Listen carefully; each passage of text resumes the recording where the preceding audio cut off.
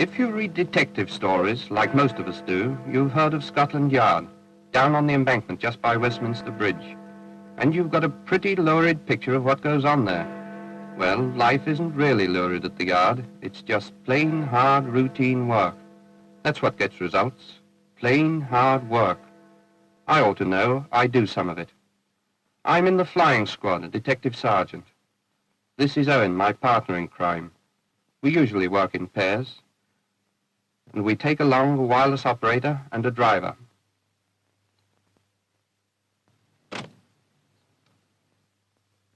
Our boss is the chief inspector responsible for the flying squad. Have you done anything in that Chiswick job, John? Yes, sir. I'm seeing a man at Hammersmith now. Good. I'm going Hackney way. If you want me, send a message out, will you?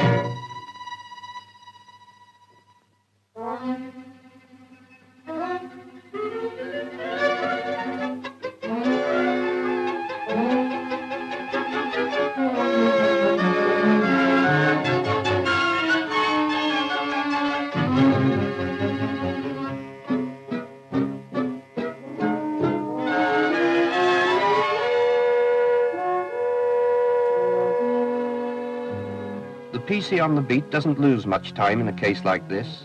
A few brief particulars is all he wants.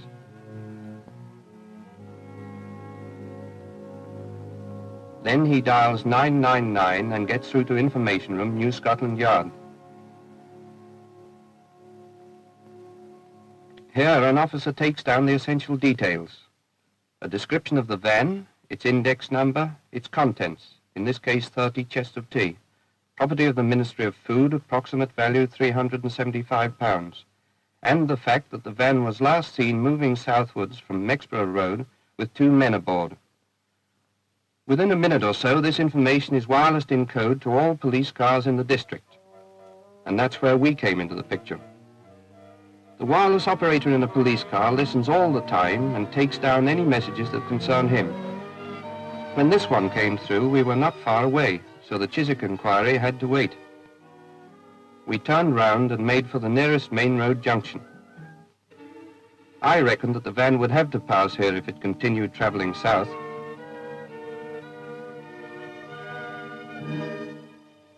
No luck, though.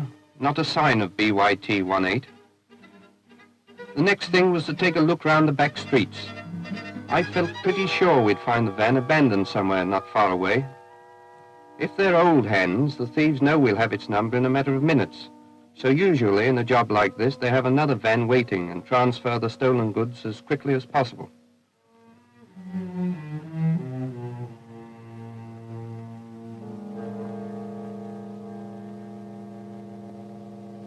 Try Redbury Place.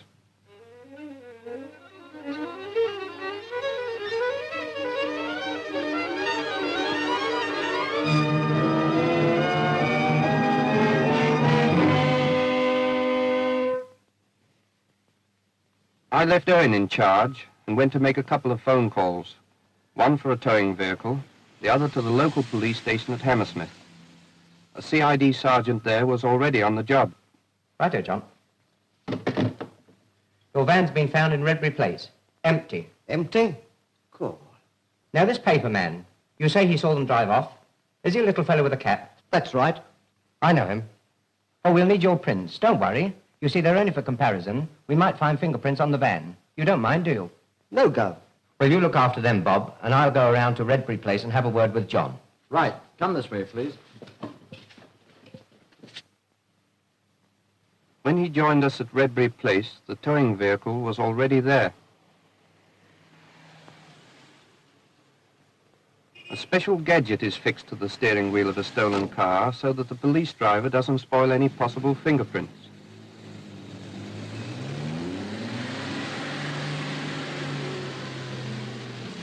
Right, there's nothing more I can do here, Paddy. We'll get back to the yard with the van. Well, thanks very much, John. I'll have a word with the old paper boy and phone you later. So long. Sure. No, I didn't see the driver, but I think I know the other bloke again. You would? Well, what was he like? Ordinary sort of a bloke. Big fellow? Oh, not very. Small chap? No, just an ordinary sort of bloke. Got a cap on his head. Anything about his face? Oh, I can't say. But you think you'd know him again. Why? Blessed if I know. As soon as the van turned up at the yard, it was examined for fingerprints. Dusting powder is brushed on the likeliest places, and even faint impressions show up quite clearly. Several impressions were photographed, and any that didn't belong to the van driver or his mate were sent to the single fingerprint department. The best of these was selected and checked against the collection under that particular finger.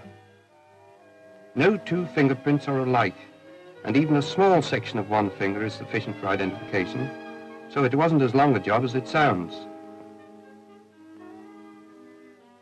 Sure enough, they found a likely one.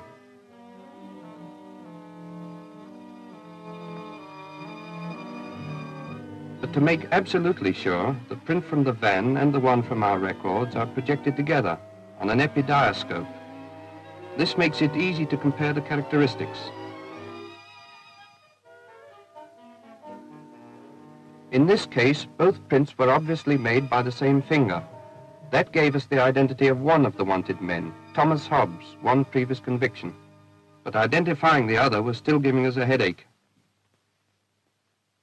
You know, I'm still puzzled. There must be something about this fellow for you to say that you know him again.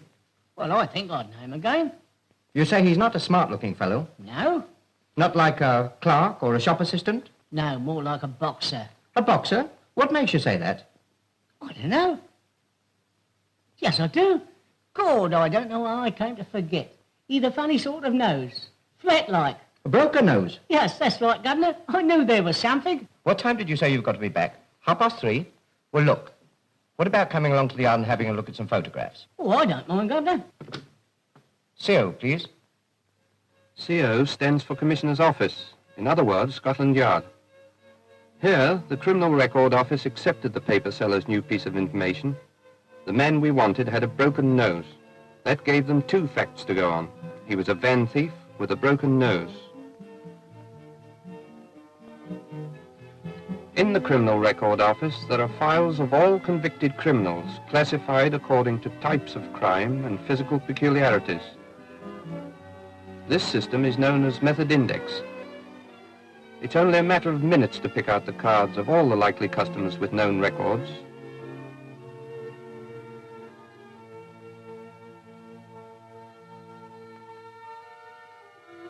The next step is to get out the particular volumes with their photographs. This is what's generally called the rogues gallery. There are two pictures of each man, full face and side face. This is explained to the witness, but the officer in charge takes no further part.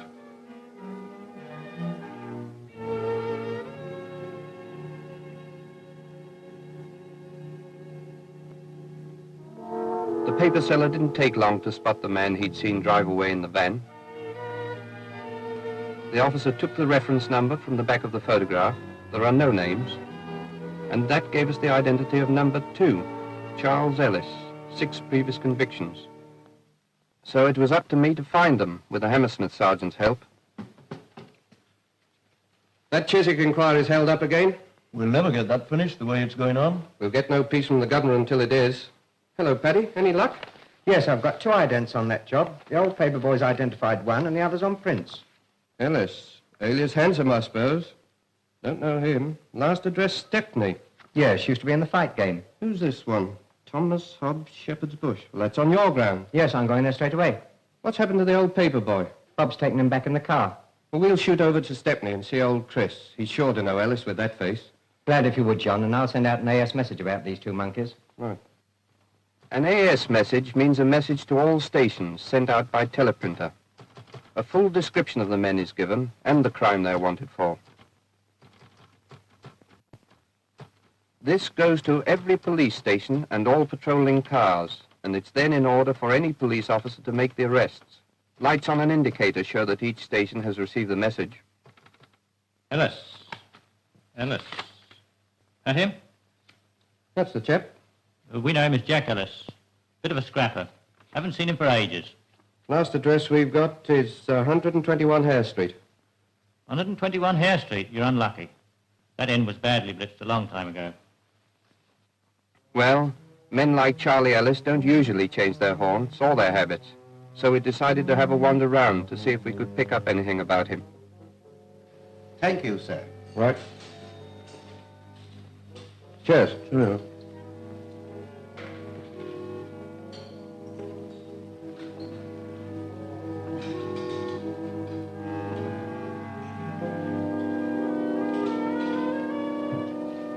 Hello, Governor. Hello, Wally. How long you been home? Oh, a couple of months. Wasn't too bad, was it? No, Governor. I saw you come in and I thought I'd like to thank you for what you said in court. Oh, that's all right. You can have a drink. No, thanks. Was you looking for anyone in particular? You know a chap called Charlie Ellis? I know Jack Ellis. Lives in Morton Street, 43 or 45. It's his mother's house. Good evening. Is Jack in? The old man or the boy? Oh, young Jack. Oh, no. He's gone to the social club. Where's that? Just up the road, number 74. Thank you.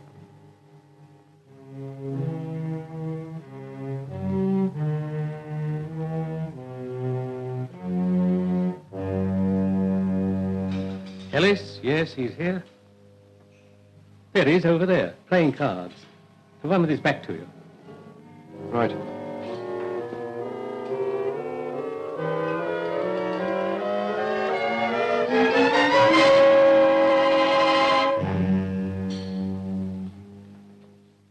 I'm sorry. Thought you were someone else. That's all right. After that letdown, we packed it up for the day and went to McNaughton House, one of the new police section houses where Owen lives. He was a bit sarcastic about the day's work, but you have to take plenty of that in our job. And he's sitting down with his back towards us. So John walked up to him, tapped him on the shoulder, and when he turned round, he's got a dead straight nose. Not our man at all. It's time you packed it up, John. Yes, you're getting much too old. Why don't you put in your papers? Now, don't you start, Peter. I've had enough from them. No, it was funny. We were looking for Charlie Ellis. You know, that tea job today. Charlie Ellis? Is he in trouble again? Why, do you know him? Yes, I saw him only a fortnight ago. Where was that, then? Down Mile End Way. He was playing snooker at the time. Snooker? Didn't know he could play snooker. Any good? Fair, but there was one chap with him who was really first class. He could give you a licking on. Where was this place, then? At the back of the London Hospital. Morning, Owen. Anything fresh? Yes, Paddy phoned. He saw Hobbs's missus last night, but Hobbs hasn't been home for 3 weeks. Paddy says he doesn't blame him either. Oh, it's like that, is it? Oh, and here's something. It seems he's a great snooker player. Spends all his time in billiard halls. I wonder whether that's the chap Peter was talking about last night. That's what I thought. Looks as if we're going to see a lot of snooker today, doesn't it? First of all, we went to the billiard hall Peter told us about at the back of the hospital. It was fairly busy. These places always do seem to be fairly busy. And there was quite a little collection of the boys who don't have to work at regular jobs. We looked them all over and drew a blank. So off we went to the next place. This looked like being a long job. We only knew our two birds from their photographs. Charlie Ellis was a pug with a broken nose, but broken noses aren't so rare down Mile End Way. We saw quite a few. As for Tom Hobbs, slight, small moustache, and a good snooker player. That was a useful pointer.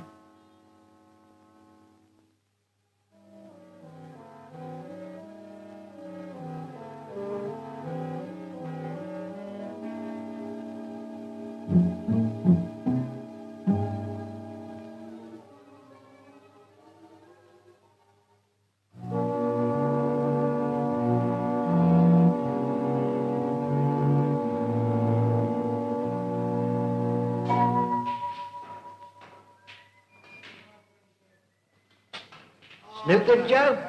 No. Well, what you waiting for, then? He wants Tom Hobbs to show him how to play that one. He gave him a big hiding last night. Who?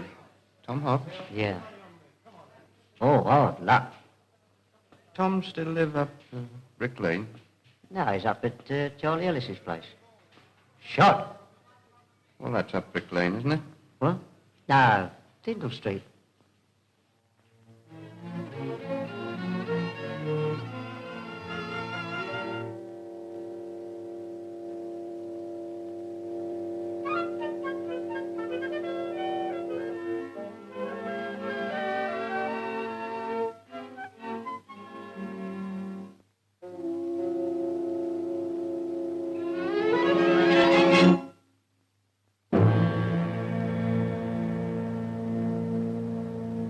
We took them to Hammersmith and put Charlie Ellis up for identification. An identification parade is a very strict affair. The uniform branch are in charge, and the CID only look on. The suspect can stand anywhere in the line. Only men who look something like him take part. The witness waits in another room until everything is ready. The paper seller was brought in, and the inspector in charge told him to walk down the line and point out the man he saw getting into the van, if he recognized him.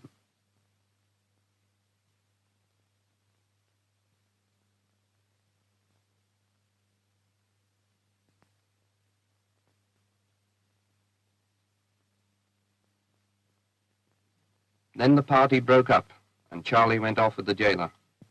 You are charged with being concerned together in stealing from an unattended motor van at Mexborough Road 30 chests of tea, valued together £375. £375? Blimey, ain't going to stand for that way. The dirty rotten... Wait a minute. Wait until I finish what I've got to say, and then you can say what you want. The property of the Ministry of Food. Now, on that charge, you'll both be detained. Do you wish to say anything in answer to the charge? You're not obliged to say anything unless you wish to do so, but whatever you say will be taken down in writing and may be given in evidence.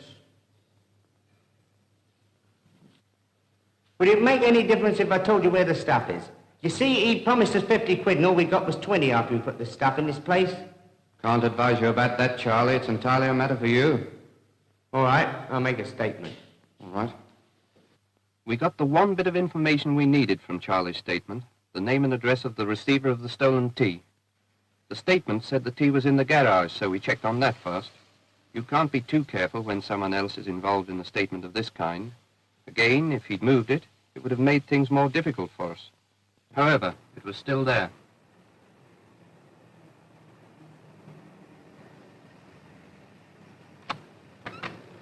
Good evening, Mr. Harvey in? What's it about? We're police officers. We'd like to see him. I'm not sure. What do they want? We're police officers. We're making inquiries about a quantity of stolen tea. We understand you bought a large quantity yesterday. Tea? Yesterday? Not me. I've got a cafe in the city and I keep a small stock here. But I've had it for months. May we see it? Certainly, it's in the garage. Bought it last January. Come, I'll show you.